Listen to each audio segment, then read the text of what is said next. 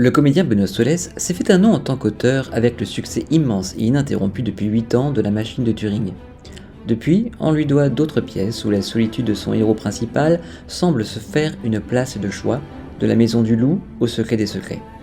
Avant de le retrouver en tant qu'auteur et comédien dans son nouveau projet 22 minutes, Benoît Solès a bien voulu participer à ce numéro de dramaturgie, le podcast qui met en scène l'écriture théâtrale. Bien Benoît, bonjour. Bonjour. Merci de nous rejoindre pour ce nouvel épisode de Dramaturgie, donc le podcast qui met en scène l'écriture théâtrale. Voilà, première question, quel est ton rapport à l'écriture en elle-même ? Depuis quand tu écris, est-ce que tu arrives à te souvenir d'ailleurs de ton premier écrit ? Qu'est-ce que ça pouvait être ? Est-ce que c'est de la fiction ? Est-ce que du théâtre ? Autre chose ? Enfin bref. C'est un rapport assez récent. Moi, je me considère avant tout comme un comédien qui écrit. C'est-à-dire que j'ai une carrière de comédien assez ancienne maintenant, depuis que j'ai 20 ans. Et j'ai commencé à écrire comme pas mal de gens le font, c'est-à-dire à écrire une pièce, en l'occurrence, très personnelle, à mi-chemin entre le théâtre finalement et le journal intime presque, puisque je racontais l'histoire de ma famille, etc. Presque une pièce qui n'avait pas vocation d'ailleurs à être jouée. Néanmoins, je l'ai fait un peu lire autour de moi, ça remonte à une quinzaine d'années. Et les gens m'ont dit « Oh, c'est pas mal, tiens, c'est intéressant ». Donc il y a une seconde pièce qui s'est jouée sur Tennessee Williams, qui s'appelait « Appelez-moi Tennessee », qui s'est jouée au Maturin, et qui était finalement une espèce de répétition de préparation de La Machine de Turing, puisque c'est une dramaturgie assez identique, un personnage célèbre, deux acteurs, un qui joue le personnage principal, un autre qui joue plusieurs personnages. Donc voilà, en fait, l'écriture est venue dans la continuité du jeu d'acteur, par envie peut-être de m'offrir des rôles qu'on ne me proposait pas, et c'est vraiment l'expérience du comédien qui a guidé l'auteur débutant. Et je me considère toujours comme un auteur assez débutant, puisque bon, j'ai 5-6 pièces qui ont été jouées, mais ça reste une direction plus récente que celle de l'interprétation. Donc voilà, en fait, j'écris des pièces comme un comédien imaginerait un spectacle qu'il aurait envie de jouer. Et du coup, cette toute première pièce écrite, elle est restée dans un fond de tiroir ? Oui, il y en a eu 2 d'ailleurs exactement. Une qui s'appelait Le Parfum de Louis, qui racontait une histoire de famille. Une autre après, qui était un peu une déclinaison de la première, qui s'appelait La Métamorphose des amants, qui était centrée sur la recherche, la possession d'un tableau. Et c'est d'ailleurs les recherches sur cette pièce qui m'ont amené à Turing, puisque dans la pièce avec le tableau, il y avait une histoire de pomme à un moment, et c'est ce qui m'a amené à taper sur Google symbolique de la pomme pour voir tout ce qui pouvait s'y référer, de Newton à Blanche-Neige, en passant par le logo d'Apple. Et c'est précisément sur le logo d'Apple que j'ai trouvé en 2008-2009 une mention à Alan Turing, qui était très peu connu encore à l'époque, il n'y avait pas eu le film, etc. Donc voilà, pour te répondre, c'est vraiment le comédien qui s'est un peu mué en auteur. Ça s'est fait comme ça. Ok. Et du coup, donc, il y a eu cette première création, donc Appelez-moi Tennessee, qui a été jouée. Oui. J'ai dit première création dans le sens où première pièce interprétée. Première pièce jouée, exactement. Première jouée. Du coup, quelle sensation ? Déjà, un vrai plaisir, parce que finalement j'ai fait un spectacle qui me ressemblait, que j'ai joué avec un comédien avec qui j'avais envie de travailler, un metteur en scène. Enfin, j'ai découvert, si tu veux, que en devenant proactif, si j'ose dire, c'est-à-dire en initiant un projet, par définition, j'allais choisir le thème qui me plaisait, m'offrir le rôle que j'avais envie de jouer, et aussi cette première pièce, je l'avais produite, donc choisi un metteur en scène, on avait fait le décor, on avait tout fabriqué un peu de nos mains, il faut bien le dire. Et puis ensuite, quand je suis tombé sur l'histoire d'Alan Turing, là j'ai senti qu'il y avait un sujet très très fort qui avait été traité déjà au théâtre en Angleterre il y a une quarantaine d'années, mais sous un angle assez académique, assez ancien. Donc j'avais une vision assez précise et personnelle de ce que je voulais faire. Et puis j'ai appris qu'un film, le fameux film, était en préparation, donc j'ai arrêté le projet en me disant j'aurais rien à dire de plus. En voyant le film, j'ai trouvé justement que mon axe de montrer un Turing un peu intime était pertinent, donc j'ai finalisé le projet, et ça m'a emmené loin avec cette pièce. Et puis, ça a donné au public l'envie d'en avoir d'autres. Donc j'en ai fait une autre sur Jack London, La Maison du Loup, une autre autour de l'alchimie, et je suis en train là, de répéter la nouvelle qui est un seul en scène. Donc c'est vrai que le succès de Turing a un peu rendu le comédien qui écrit un peu auteur. Mais finalement, je reste un peu dans cette logique d'écrire des projets qui me plaisent, qui me touchent, et de finalement m'octroyer cette liberté d'écrire sans vraiment d'ailleurs chercher à plaire, simplement à rentrer dans les codes du théâtre privé, qui sont souvent des codes économiques ou des contraintes économiques, nombre d'acteurs, durée du spectacle, etc., puisque j'ai toujours créé mes spectacles au Festival d'Avignon. Voilà, et au fond, je fais aussi attention maintenant de ne pas devenir que un comédien qui joue dans ses propres pièces. Donc là, je jouais Killer Joe, une pièce américaine de Tracy Letts encore hier soir, et j'aime bien cette alternance entre comédien qui est engagé pour jouer des rôles comme je l'ai toujours été, et l'auteur qui initie un peu ses propres projets que je dois y jouer ou pas. D'accord, du coup ça, j'ai une autre question qui était prévue, mais justement là, je rebondis là-dessus. Quand on a été un auteur qui a eu un tel succès avec la machine de Turing, est-ce que après, quand on redevient purement comédien, on est plus exigeant avec les textes qu'on reçoit ? Oui et non. J'ai toujours essayé d'être exigeant dans les choix. Ce que ça change surtout, le succès de Turing, ça change deux choses essentiellement. La première, c'est qu'il y a une espèce d'attente du public qui est paradoxale. Pourquoi ? Parce que si tu refais quelque chose proche de Turing, ils vont être quelque part rassurés, en terrain conquis, mais ne manqueront pas de dire, je ne critique pas le public, c'est un état de fait, il refait un peu son Turing. Si tu fais autre chose que Turing, certes on va dire, il explore des nouveaux territoires, mais nous finalement on voulait Turing. Donc il y a un petit peu, c'est un peu si tu veux comme le chanteur qui a fait un tube. On va toujours vouloir qu'il chante son tube, et en même temps on dira ouais mais il a fait que son tube. C'est un peu un paradoxe enfermant.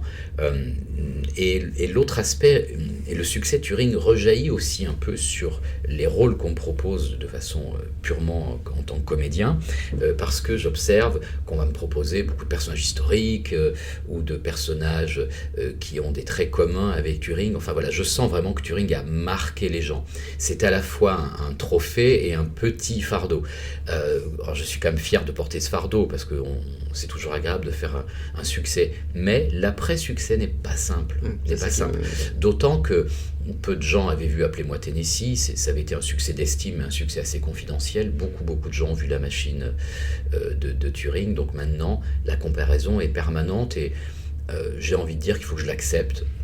Je crois qu'on comparera longtemps mes autres projets, mes autres rôles à Turing, assez mieux, assez moins bien, assez différent, mais Turing est devenu une espèce de référence pour les gens.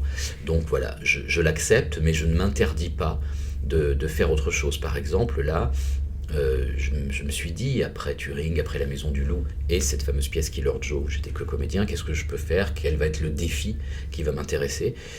J'avais jamais écrit de seul en scène, ni joué seul en scène, donc j'ai écrit un seul en scène, que je vais interpréter, que va mettre en scène Tigran Mekhitaryan, et voilà, j'essaie au fond à la fois, je dirais pas de surfer sur le succès, parce que ce serait d'abord prétentieux, et c'est précisément pas tout à fait ce que j'essaie de faire, mais en même temps je ne peux que intégrer que ce Turing est là, se joue encore, je le jouais encore ces jours-ci, et que ça serait difficile de le faire oublier.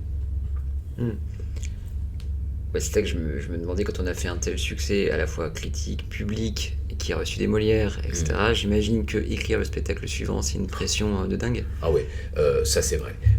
Quand j'ai écrit La Maison du Loup, à la fois j'ai écrit cette pièce sans penser à refaire un Turing, c'est une pièce très différente. Le point commun, c'est qu'il y a un personnage historique central qui était Jack London, mais la pièce est très différente, elle n'est pas séquencée ni flashbackée comme Turing, elle est d'une construction beaucoup plus classique, il y a quasiment une unité de lieu, d'action et de temps, quasiment, et au fond c'est une pièce assez littéraire, assez romanesque, alors que voilà, elle est aussi américaine que Turing était anglais, elle est aussi romanesque que Turing était scientifique, scientifique, elle est aussi hétéro que Turing était gay. Il y a vraiment des immenses différences et aussi des ressemblances, parce que certains disent, ok, c'est des biopics théâtraux.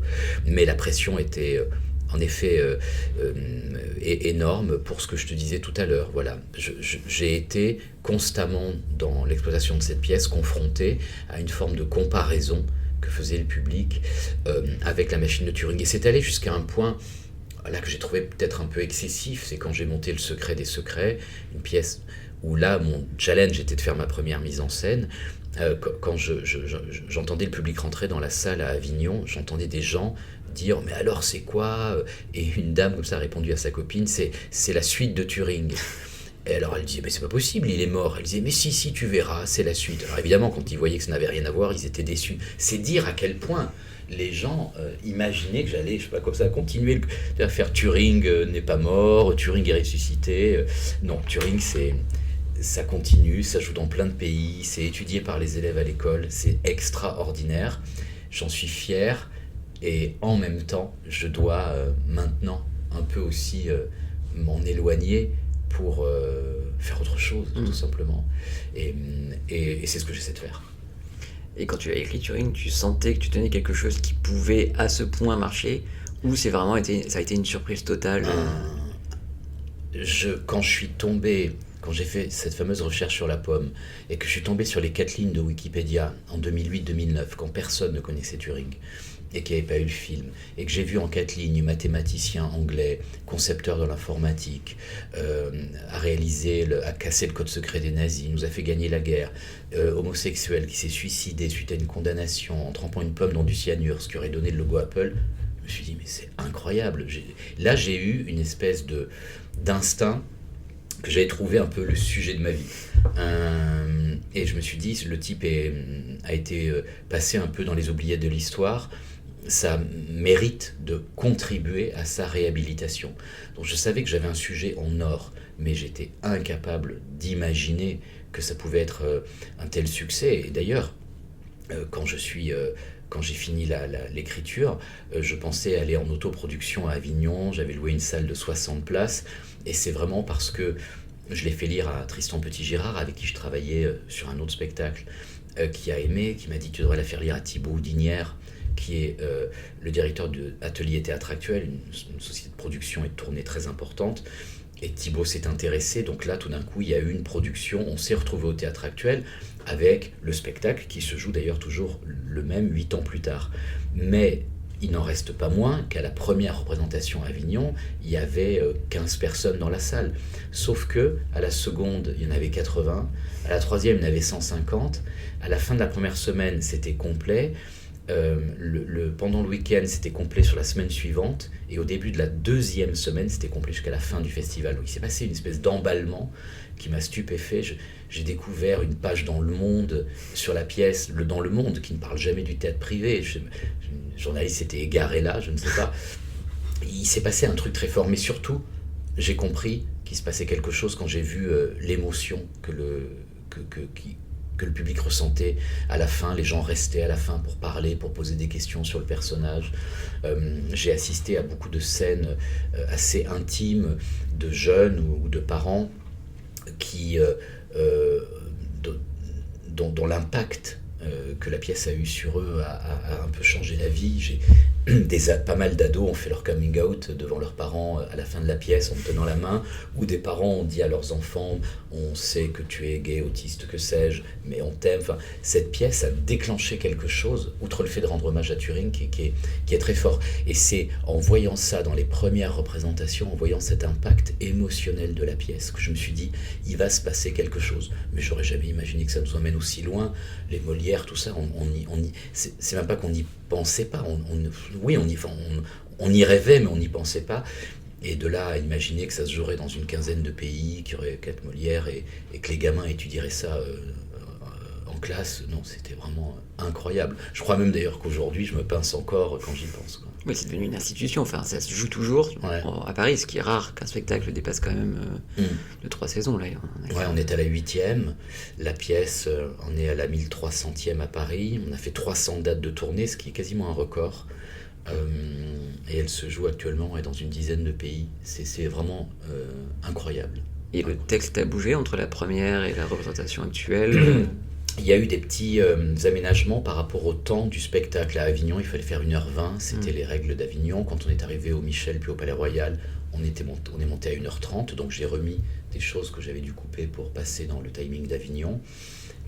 Des versions à l'étranger sont très différentes, mais le texte est resté globalement le même. Après, évidemment, dans l'interprétation, quand tu joues un rôle plus de 1000 fois, évidemment, tu en prends une certaine maîtrise, tu fais des petits changements dans le texte, mais ça peut devenir un danger, justement, de ne pas se mettre à rajouter des petits gags, des petits trucs que tu as trouvé un soir qui fonctionnent, que tu remets. Donc il y a eu un travail assez permanent comme ça, de à la fois asseoir cette espèce de fluidité qui est née dans le jeu avec tous mes partenaires différents au fil de ces centaines de représentations, tout en étant très attentif de ne pas perdre finalement ce qui a fait le succès de cette pièce à son démarrage, une forme de pureté, de rigueur.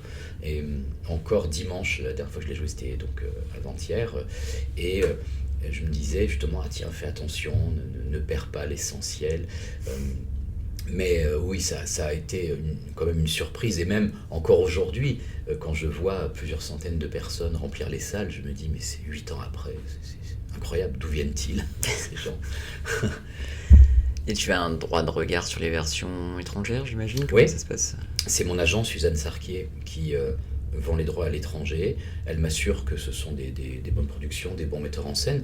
Néanmoins, on a eu des surprises incroyables, mais des choses qu'on a acceptées. En Grèce, l'acteur joue la pièce tout seul. Il fait tout seul. C'est incroyable. Et on a vu des versions avec des ajouts de personnages muets, des choses intéressantes, souvent motivées et intelligentes. Mais on a quand même un droit de regard. Pour moi, le droit de regard essentiel, c'est pas tant que des gens changent une ligne ou deux du texte. C'est d'ailleurs arrivé, je m'en suis rendu compte, même si parfois je parlais pas la langue, parce que j'ai vu leur version traduite en anglais ou en français. Ça, c'est pas très très important. La chose la plus importante, c'est de ne pas trahir Turing lui-même, ou sa personnalité, ou de ne pas rajouter un truc complètement baroque ou dingue, même si je ne détiens pas une vérité définitive sur Turing. Et, la pièce n'est qu'un regard, mon regard sur Turing, parce qu'il y a plein de zones d'ombre, ou de choses dont on ne sait pas. Ça n'est pas une thèse d'histoire, ça reste une pièce de théâtre. Est-ce que tu as un processus créatif? Et du coup, ce serait lequel? Est-ce que tu as besoin de te mettre dans un endroit particulier? Combien de temps, par exemple, tu mets pour écrire une pièce? Je suis lent. Je suis très lent. Quand je discutais avec Alexis Michalik il y a quelques temps, il me disait qu'il écrivait une pièce environ en 3 semaines. Je crois que Jean-Phi, que tu as reçu, oui, c'est une semaine. écrit en un peu plus d'une semaine. Alors il s'isole, il va ou dans son Pays Basque ou quelque part, il s'isole et il écrit la pièce. Alors moi, je ne travaille pas du tout comme ça, je suis beaucoup plus lent. La création de la pièce, l'écriture s'étale plutôt sur une année. Et je fais ce que j'appelle des versions. C'est-à-dire que quand je choisis un sujet, c'est instantané et très instinctif. J'entends parler de Turing, c'est Turing. J'entends parler d'une histoire autour de Jack London, je me dis bim, c'est ça. Je vois un article dans un journal sur une découverte liée à l'alchimie, je me dis c'est ça. Là, au mois d'avril de l'année dernière, je vois à la télé les obsèques du pape François. Je repense à l'attentat contre Jean-Paul II en 1981 sur la place Saint-Pierre avec ce jeune terroriste que le pape a ensuite pardonné. Je me dis, cette histoire est incroyable. Je me dis, tiens, ça c'est le sujet de ma nouvelle pièce. Et là, il n'y a même pas d'hésitation. Mais après, je rentre dans un processus où l'hésitation est permanente, où le doute est permanent, et je fais ces fameuses versions. Donc j'écris une pièce entière, complète, terminée, V1, je la fais lire à mon agent, mes producteurs, ils me font des retours, et je fais une seconde version qui parfois change du tout au tout. Là, ma nouvelle pièce qui s'appelle 22 minutes sur donc Ali Aqsa, ce garçon qui a essayé de tuer le pape. Dans les premières versions, il n'apparaissait même pas. C'était une enquête pour le retrouver. Et finalement, la version finale que je vais jouer, c'est un seul en scène où je joue Ali Aqsa qui parle au public. Donc tu vois, je suis passé vraiment par des étapes. Ça amuse beaucoup mon agent parce que les premières versions, elle me dit, de toute façon, ça va finir par être tellement différent. Donc voilà, j'ai ce travail de construction qui est très lent. Je me dis à chaque nouvelle pièce, alors là, ça va aller plus vite, parce qu'en général, j'arrive à autour de 8, 9, 10 versions. Donc 8, 9, 10 pièces parfois qui n'ont rien à voir. C'est ma façon lente et besogneuse de travailler. Et pour finir de te répondre, je travaille souvent chez moi, à mon bureau, mais je peux et j'aime bien travailler à l'hôtel, quand je suis en tournée, dans le train. J'adore écrire dans le train, un peu n'importe où. Le seul truc que je fais pas, que beaucoup d'auteurs font, c'est de travailler dans des cafés bruyants. Il y a des auteurs qui adorent travailler dans un tumulte de bruit, ça moi je peux pas. Mais sinon je peux travailler un peu partout, même ici. Nous sommes, je pourrais travailler. Et quand tu écris une pièce, est-ce que tu imagines la mise en scène ? Oui, clairement. Ça se voit beaucoup dans mes textes. C'est pas faire offense au metteur en scène qui garde sa liberté, sa vision. Mais si tu lis le texte édité de La Machine de Turing, de La Maison du Loup, du Secret des Secrets, ou maintenant de 22 minutes, il y a une préface, bien sûr, ou une note d'intention, mais il y a souvent un descriptif assez précis de la scénographie. Et je suis un auteur qui rajoute pas mal de didascalie, pas tant de jeu, d'émotion, mais d'action ou d'ambiance. Donc on pourrait dire qu'il y a une espèce de pré-mise en scène écrite dans le texte via les didascalies. Il est arrivé, comme on me disait sur Turing, que des metteurs en scène ne les respectent pas du tout et fassent complètement autre chose, mais néanmoins elles y sont. Parce que, comme je te le disais au tout début, je reste un comédien qui écrit, c'est-à-dire que je suis très sur les mots et tout ça, mais quelque part j'essaie d'imaginer un spectacle. Voilà, c'est toujours ce truc du comédien qui se sent peut-être plus fort que l'auteur, et donc ça passe pas mal par la visualisation d'un spectacle. Ouais. Et du coup, quand tu joues tes propres textes, Ouais. parce que c'est un autre metteur en scène, Ouais. sauf là, visiblement, parce que j'ai compris, pour 22 minutes, ce Alors, sera 22 toi minutes, aussi. c'est Tigrane Mekhitaryan Tigrane, ok, qui ouais. fait la mise en scène. Avant, c'était Tristan Petit-Girard, c'est ça ? Exact. Ouais. Est-ce que tu interviens ou tu le laisses faire finalement ? Je me laisse diriger, je crois, en tant que comédien dans mes propres pièces totalement, mais vu que l'auteur est là et vivant, c'est souvent le metteur en scène qui fait appel à l'auteur pour lui dire je pense que une action, un geste que tel ou tel comédien a trouvé rend cette phrase inutile, ou au contraire il me manque une phrase là dans le chemin de pensée pour aider le comédien. Ou parfois le comédien me demande de changer un mot, un truc, et moi je suis très très d'accord pour co-construire et continuer à faire évoluer le texte dans les répétitions. Après ça dépend des metteurs en scène. Par exemple Tigrane m'a demandé d'arriver au premier jour de répétition texte su, et je sais qu'il va pas trop aimer changer le texte après, parce que ça peut aussi créer un petit côté bancal où finalement tiens, j'arrive pas à trouver cette intention, ah bon, on n'a qu'à changer la phrase. Donc, il y a quand même un moment où il faut figer le texte aussi et faire son chemin dedans, sinon ça devient...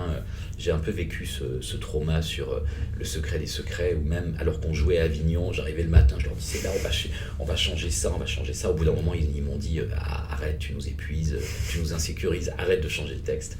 Mais oui, je reste quand même jamais totalement satisfait, et c'est pareil quand il faut rendre le texte pour l'éditeur. Moi je suis édité à l'avant-scène, je les rends fous, parce que tous les 3 jours ils reçoivent une nouvelle version avec des améliorations, et quand il y a le BAT, je leur dis, et jusqu'au dernier moment je leur dis ah mais attendez, changez ce mot et tout. Ouais, je suis insupportable, mais très très loin en tout cas de l'efficacité d'Alexis ou de Jean-Phi. Et parmi les thématiques de tes pièces, j'ai l'impression qu'on parle souvent d'une solitude du personnage principal, C'est vrai. d'incompréhension par les autres, d'une autarcie parfois volontaire.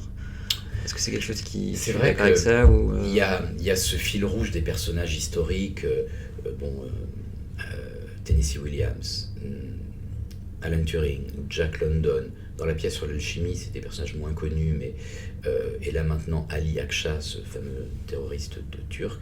Il y a très souvent, oui, le thème de la solitude, une forme de désynchronisation par rapport à la société ou aux mœurs ou aux convenances.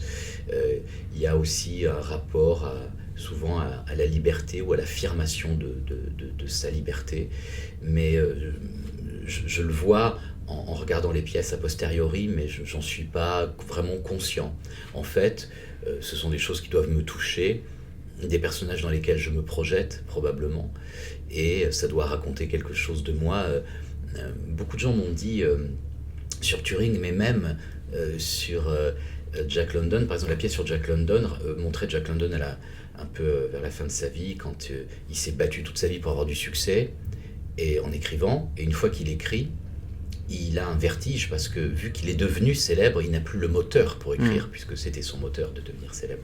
Et beaucoup de gens m'ont dit, tiens, c'est drôle, tu parles de Jack London, mais à travers lui, c'est une espèce de réponse à la machine de Turing, puisque c'est une pièce sur quelqu'un qui n'arrive plus à écrire, puisque le succès lui a coupé les ailes. Et donc, oui, finalement, même en traitant un sujet historique ou un personnage historique, l'auteur se mêle de façon plus ou moins visible, s'entrelace avec le personnage. Et c'est d'ailleurs comme ça, je pense qu'on devient intéressant, sans quoi on fera un travail d'historien, un travail factuel d'historien dans lequel on ne se mêle pas. Et peu importe la vérité historique au fond, ce qui est important, c'est quand même le point de vue d'un auteur et le fait de prendre parti, je crois. Et si on devait définir l'écriture de Benoît Solès en quelques mots, ça serait quoi ? Oh là là, ce ne serait pas à moi de le dire. On m'a beaucoup reproché ou félicité pour une certaine forme de lyrisme.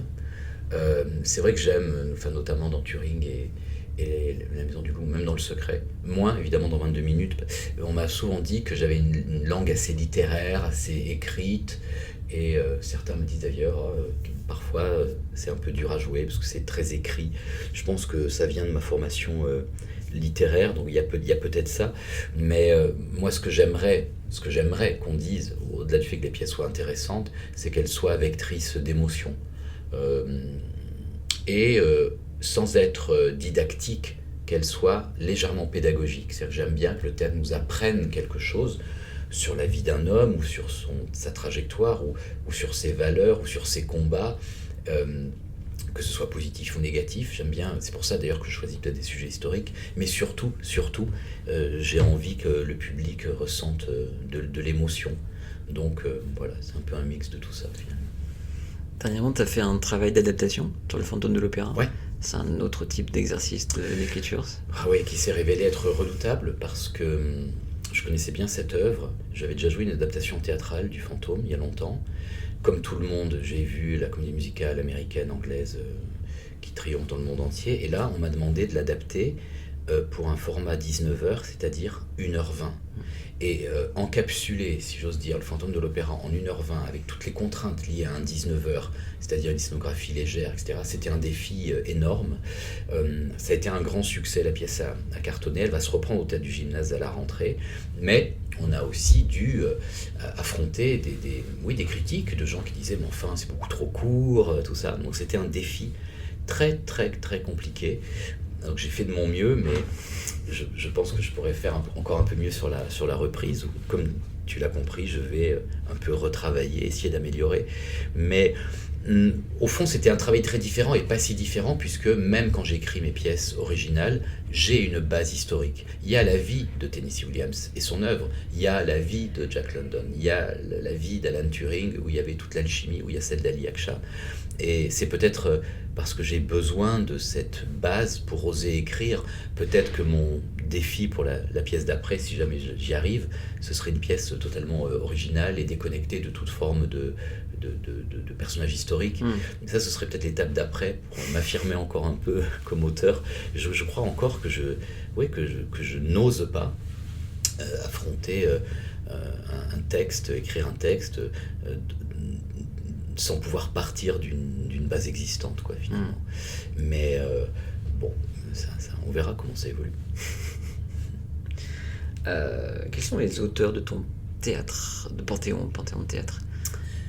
Je vais dire ce qui me vient, mais je suis toujours très paralysé par ce genre de questions, parce que bon, je vais oublier plein de choses, mais Tennessee Williams, par exemple, c'est un auteur dont j'adore le mélange entre l'âpreté des sentiments et la poésie de la langue. Il y a une espèce de combo comme ça que je trouve magnifique. Qu'est-ce qui va me venir? J'aime bien un auteur comme Eugène O'Neill, par exemple, Le long voyage du jour vers la nuit, c'est une pièce que je trouve extraordinaire. J'adore Edward Albee, qui a peur de Virginia Woolf, c'est une pièce que je rêve de jouer. J'ai beaucoup aimé les pièces de Pirandello aussi, pour ce mélange de vérité, de théâtralité, où on ne sait pas trop où est le rêve et la réalité.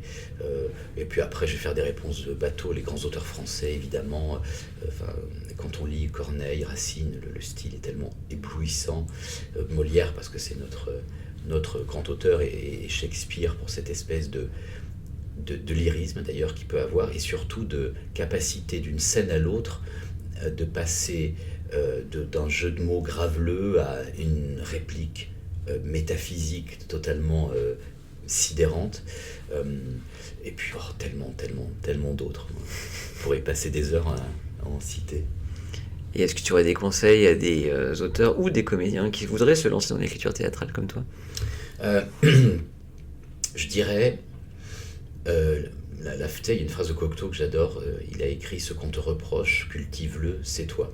Ce que je dirais à un comédien, autant qu'à un auteur d'ailleurs, c'est apprends ce que tu dois apprendre en technique, va voir d'autres auteurs, lis des pièces, forge-toi une culture et un goût, mais au moment de passer à l'acte, la chose qui te rendra intéressant, c'est ce que tu vas apporter de toi, ce qui n'est que à toi, ce qui t'appartient, ta personnalité, ton imaginaire. Donc je dirais à un jeune auteur, bien sûr il faut rentrer dans des codes et dans des cases, le public, le privé, le nombre de trucs, mais au final, ce qui fera ta qualité, c'est ta personnalité et ton imaginaire.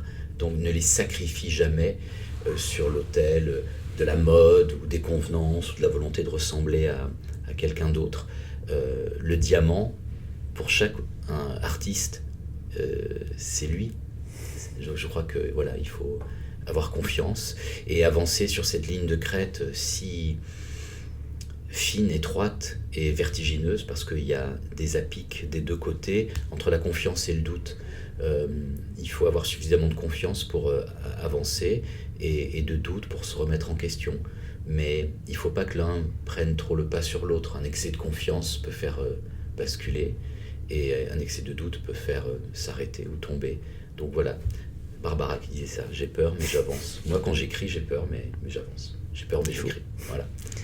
Et du coup 22 minutes ça sera où et quand ? Alors 22 minutes ça va démarrer au Festival du Seul en Scène au Gémeaux parisien au mois de mai. Après il y aura des avant-premières au théâtre d'Antibes et puis Festival d'Avignon au Théâtre Actuel à 10h et après on verra. Très bien. Ouais. Merci beaucoup Benoît. Merci à toi, c'était un plaisir. Ce numéro a été enregistré le 10 mars au sein de la SACD que je remercie pour la mise à disposition de l'une de leurs salles de réunion. Merci à toutes et tous d'avoir suivi ce nouveau numéro. Allez au théâtre et pourquoi pas lisez-en, ça peut être très intéressant.